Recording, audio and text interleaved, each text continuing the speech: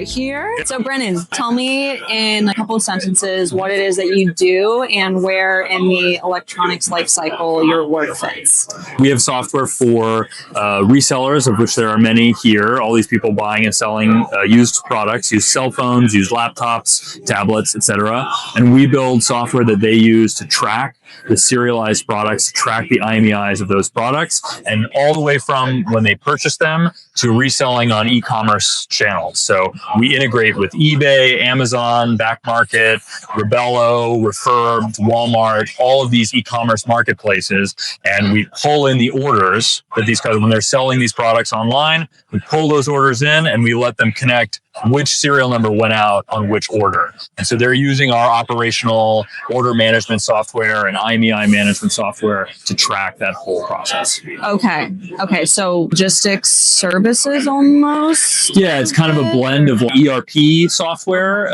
or a inventory management, warehouse management software, and then combined with what is typically siloed, which is the e-commerce piece of this. So they call that multi-channel management, where what we're doing on that is if you have 100 of some product, an iPhone 13, and you want to have it listed on eBay and Amazon and Back Market, the problem is if you go list 100 of those in each place and you sell 10 of them on eBay, you might oversell if you don't update Amazon and Back Market, your other channels. And so we're constantly doing those updates so that you don't oversell. So between the sales that you have where you're wholesaling some product and then e-commerce, you're selling other product, we're constantly updating the quantities everywhere automatically to prevent that overselling.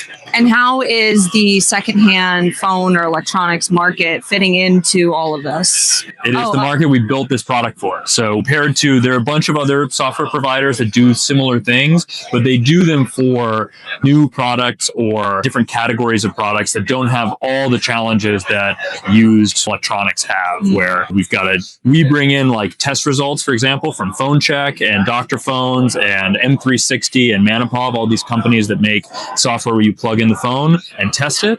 We bring all those in so that when you're listing these things on eBay and Amazon, the listing is correct. If the phone is damaged, it can be repaired, and we track that whole life cycle. So we're really like built around the used secondary market. What is one thing you wish more people understood about the e-waste crisis?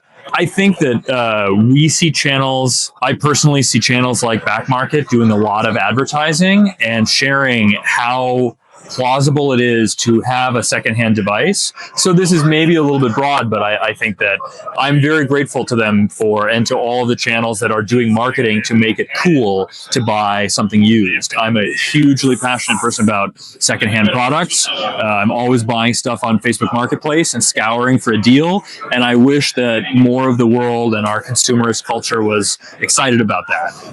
And so I'm thrilled to see the amount of advancement, the amount of new marketplaces, and the marketing going towards making that cool. Incredible shout out to Facebook Marketplace. Yes. OG, we love Facebook Marketplace, and Back Market. I agree. I love their website design and the marketing. Even just the verbiage they use is very modern and cool. It's casual, but it pulls you in. So I think it's really incredible what they're doing as well. So what brought you into this space? Was there a certain defining moment that you were like, I want to be a part of this? What was that experience?